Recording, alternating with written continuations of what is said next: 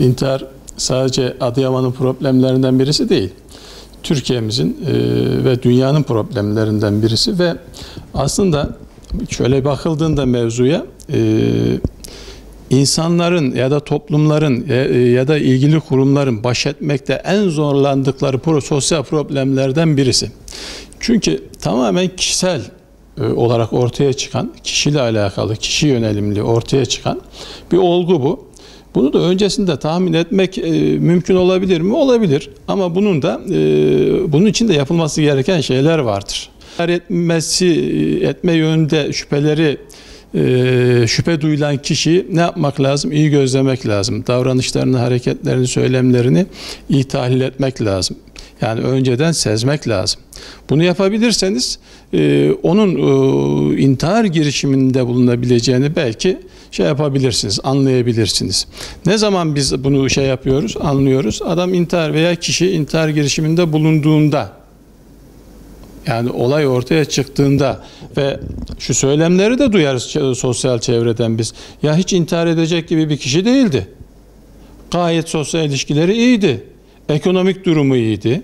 İşte eşiyle, çoluğuyla, çocuğuyla ilişkileri iyiydi. Hiç ona yakıştıramadık intihar etmeye gibi söylemleri bolca duyarsınız.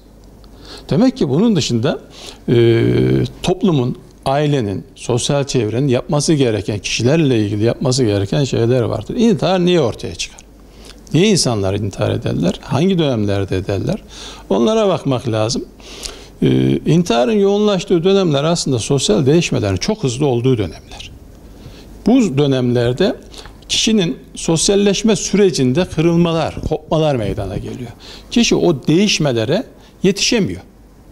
Yetişemediği zaman kendisini bir boşlukta görebiliyor, duyabiliyor. Bunu hissedebiliyor.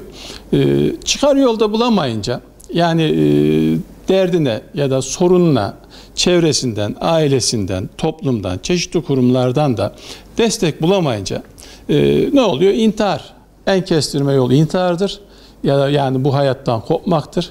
Yani bu sorunlardan kurtulmak için bu hayattan kopmanız gerekir.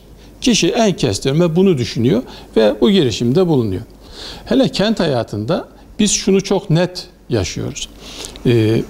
Bireyselleşme dediğimiz olgu kentsel hayatta bugün Türkiye'de, Avrupa'da belki daha fazla yaşanıyor bu bireyselleşme süreci. Ama artık son 30 yılda bizde de başladı. Aileler koptu. Yani Adıyaman'da diyelim aileler, akrabalar, kardeşler birbirini ayda bir anca görebiliyor. Belki işte sokakta karşılaştığında abi, abla nasılsın, işte görüşemedik falan. Bu mekan olarak, mesafe olarak yakın olmasına rağmen sosyal mesafe olarak uzaklaştığını gösterir bireylerin birbirinden. Bu da sorunların aslında başlangıcı. İnsan toplumda insandır. İnsan ancak toplumda sosyalleşir, toplum üzerinden sosyalleşir ve insan olur. Yani yabanda, yalnız başına bir kişinin insan olma duygularını ya da özelliklerini, kültürünü ya da bir toplumun kültürünü taşıdığını göremezsiniz. Son işte 2000'lerden sonra sosyal medyanın, özellikle de internetin toplumlarda yaygınlaşmasıyla beraber bu süreç hızlandı. Hangi süreç? Özellikle gençlerin kendilerini toplumdan yalıttığı, tecrit ettiği süreç hızlandı ve şu anda bizim en büyük problemlerimizden birisi bu. Ve intihar olaylarına baktığımızda toplumlarda, Adıyaman'da da öyledir büyük bir olasılıkla, 15-25 yaş arasında intiharların yaygınlaştığını görüyoruz biz. Bundan bizim çıkarmamız gereken şeyler var. Bizim bu yaş grubundaki insanlarımızı sosyalleştirmemiz lazım. Nerede? Toplumun içinde sosyalleştirmemiz lazım. Dijital ya da işte sosyal platformlar üzerinden falan değil, sosyal medya üzerinden falan değil. Şimdi gençlerle konuşuyoruz. Derslerde veya çeşitli ortamlarda. Efendim diyor, benim diyor sosyal çevrem hocam diyor çok geniş diyor. Yani o sosyal çevre, sosyal medya ya da bunlar üzerinden edindiğiniz arkadaşlıklar mı diyorum? Evet diyor. Yani fiziki olarak yüz yüze karşı karşıya gelip bir şeyler paylaştınız, oturup sohbet ettiniz, yemek yediniz mi? Yok hocam. Şimdi bu sorunun başlangıcı. Bu aslında bu durum kişiyi yalnızlaştıran, toplumdan, toplumsal ilişkilerden, sosyal faaliyetlerden tecrit ettiren bir durum. Bizim kurumlar olarak, toplum olarak bunu derhal aslında çözmemiz lazım. Dijitalleşmeye karşı gerçeklik, sosyal gerçeklik. Biz artık bugün bunun mücadelesini veriyoruz ve vermek zorundayız. Bir kesim var, özellikle genç kesim, 35 yaş altı, dijitalleşme üzerinden bütün işlerini hallediyor. Bütün işlerini ama bütün işlerini neredeyse hallediyor. Bunun panzehiri olarak ben de o lafı onun için söyledim. Gerçek, reel olana bireyleri yönetmemiz lazım. Sosyal ortamlara çekmemiz lazım. Sosyal faaliyetler, fiili olarak, fiziki olarak sosyal faaliyetler yaptırmamız lazım. Bir şeyler paylaştırmamız lazım bu çocuklara, bu gençlere, bu insanlara, bunun derdinden kurtarmak için. Öncesinde biz kitle iletişim araçlarını bu şeyi yapıyorduk. Bu noktada günah keçisi ilan ediyorduk. Onlar çok masum kaldı. İnternet ve araçları çıktıktan sonra onlar gayet masum. Yani tek yönlü bir etkileşim var eski kitle iletişim araçlarında, ama internet ve sosyal medyada karşılıklı bir etkileşim var. Kişi tek yönlü etkilenmiyor, karşının verdiği mesajlarla etkilenmiyor, kendi de mesajlar veriyor ve bu şekilde bir ortam oluşturuluyor. Bu ortamın ne olduğunu aileler bilmiyor, kontrol edemiyor. Bizim nesil, yani bizim yaş grubumuz, 40-50 yaş grubu sosyal medyayı çok iyi kullanamıyor. Ve çocuğun hangi sosyal mecrada ne yaptığını bilmiyor. Ve işte bu dijital oyunlar üzerinden de mesela bu intihar vakalarının arttığını gördük bir ara. Şu Mavi Balina oyunu vardı. Çocuklara işte mesajlar veriyor, gidip intihar ettiriyorlar falan. Bunun gibi birçoğu var aslında. Ne var mesela? Bu sosyal medya üzerinden veya internet üzerinden bağımlılık yapıcı şeyler var. Kumar gibi. Sanal oyunlar. Paralı oyunlar mesela. Çocukları buna sevk ediyor. Çıkmaza giren kişi, bunun üzerinden az görmeyen bir kişi, iki kişi olsun. Yani bunun üzerinden kişi kendini toplumdan tecrit ediyor veya artık bu hayatın, bu yaşamın sonuna geldiğini düşünüyorsa, burada bizim yani etkisiz, bir önceki nesil olarak etkisiz kaldığımızı gösterir bu. Buna bizim çare bulmamız lazım. Şimdi bizim en büyük bu mevzularda, sorunlarda, problemlerde en büyük eksiğimiz şu: biz bir sosyal meseleyi tek yönlü çözme derdindeyiz. Bu intihar meselesinde de böyle, bağımlılık meselesinde de böyle.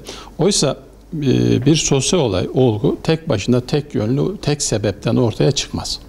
Bunu ortaya çıkaran pek çok sebep vardır. Bu sebepleri de görmek lazım. Bunlar arasında bir sıralama yapabilirsiniz. Birinci sırada şu, ikinci sırada şu var gibi. Önce bunu kabul edeceksiniz. Yani pek çok sebeple olayın, olgunun ortaya çıktığını kabul edeceksiniz. İntiharda da böyle. İntihar sadece ekonomik yoksunluktan dolayı ortaya çıkmaz. Eğer öyle olsaydı alt tabakada yer alan insanların hepsi intihar etmeliydi.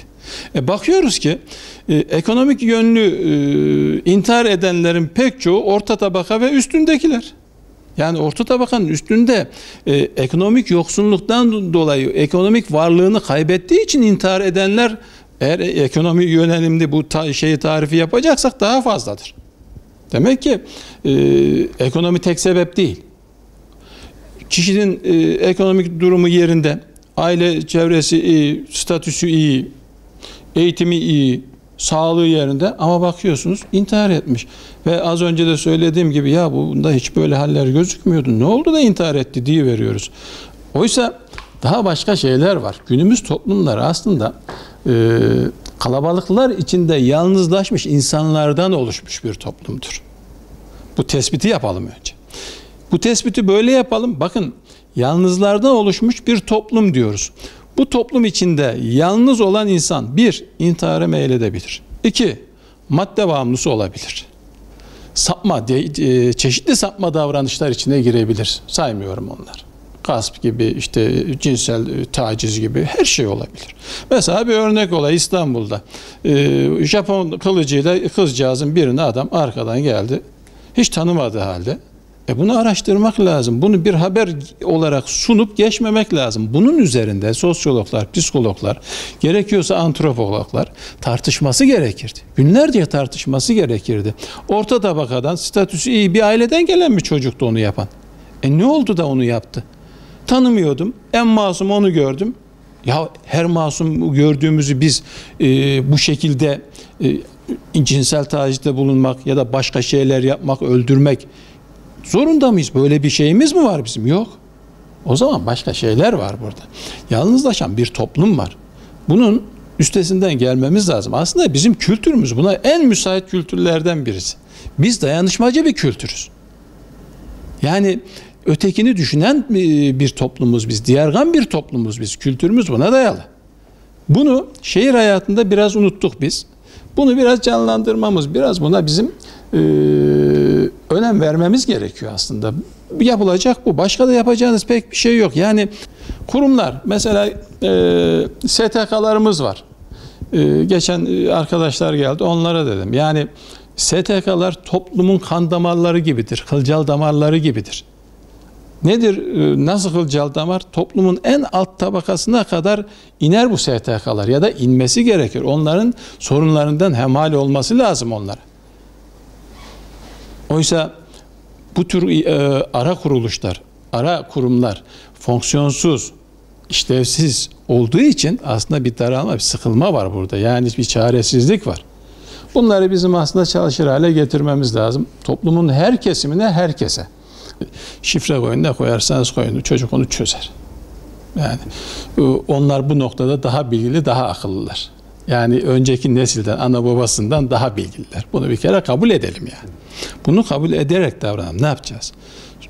Sorun çözümsüz değil. O zaman çocuğunuzu iyi yetiştireceksiniz. Sorumluluk sahibi olarak. Bakın, sorumluluk. Ona sorumluluklar vereceksiniz. Her şeyde korumayacaksınız mesela. Ayakları üzerinde durmayı öğreteceksiniz çocuğunuza. Hayatta tek başına bazen ayakları üzerinde durup mücadele etmesi gerektiğini göstereceksiniz. Bu sorumluluk duygusunu verdikten sonra o zararlı olan şeylerle kendisi mücadele edecektir. Sizin onu denetlemenize gerek yok. Yani bu şekilde problem çözülen bir problem yok. Hiç çözemedik ve hep bu hale geldi. Bu yani sorun büyüyerek bu hale geldi. Şimdi günümüz çocuğunu siz İnternetten nasıl koruyacaksınız? İnternet her yerde. Bilgisayarda var. Telefonda var. Gidiyorsunuz bir kafede. Çocuk bir çay içmeye gidiyor. Kahve içmeye gidiyor değil mi? Yani kafeye. Orada bedava. Yani bundan koruyamazsınız. Yani o zaman çocuğunuzu bilinçlendireceksiniz. Yetiştireceksiniz. Onu kendisi karar verecek. Neyin zararlı olup olmadığına. Siz değil. Siz verdiğiniz zaman çocuk onu zaten farklı algılıyor. Özgürlüklerine kısıtlama olarak görüyor. İnsanı yetiştireceksiniz, kişiyi yetiştireceksiniz, çocuğunuzu yetiştireceksiniz ve tanıyacaksınız. Yeterince tanıyacaksınız ama. Öyle şey değil. Ya ben bunun hani çocuk bir şey yapar, madde bağımlısı olur veya intihar eder de aileler çıkar, yakar, yakınır ya. Ya neyini eksik ettim işte. Yemedim, yedirdim. Hayır. Mesele bu değil. Onu zaten herkes yapıyor. Ve yapmak zorundasınız ebeveyn olarak zaten. Yedireceksiniz, giydireceksiniz, okutacaksınız. Bu sizin sorumluluğunuz. Mesele bununla bitmiyor. Onu bilinçlendireceksiniz. Sosyalleştireceksiniz. Bakın, sosyalleşmesine yardım edeceksiniz o çocuğun. O çocuk tabii ki kendini tecrid edip bir yerlere kapatabilir. Siz dışarıya çıkaracaksınız ya, zorlayacaksınız yerine göre kardeşim. Arkadaş grubu, oyun grubu sokakta. Çocuk oyunla sosyalleşir. İlk öyle başlar. Bilgisayar oyunları değil, dijital oyunlar değil. Bildiğimiz normal geleneksel oyunlarla sosyalleşir aslında. Şimdi bu geleneksel oyunlar, geleneksel sokak birliktelikleri ortadan kalktığı için zaten bu sıkıntıların büyük bir kısmını yaşıyoruz. İnterneti, sosyal medyayı ben de çok yoğun kullanıyorum işimden dolayı, yani telefonum susmuyor. İnternet üzerinden sürekli mesaj. Ama şu ortamdan uzaklaştığım zaman, daha sokağa indiğim zaman ya da köyüme gittiğim zaman oradaki işlerle meşgul olduğumda ben telefonu yanıma almıyorum, evde duruyor. İhtiyaç duymuyorum. Arayan olur, burada belki arayan olur diye yanıma alıyorum. Çok affedersiniz, lavaboya giderken bile yanımıza alıyoruz. Ama orada almıyoruz. Orada yaptığımız bir iş var. Burada o kadar önemli değil, yok. O zaman Gençlerinize bir sorumluluk vereceksiniz. Yani o sorumluluğun muhtevasında geleneksel davranışlar oluşturmalı aslında. Onun bence panzehiri bu.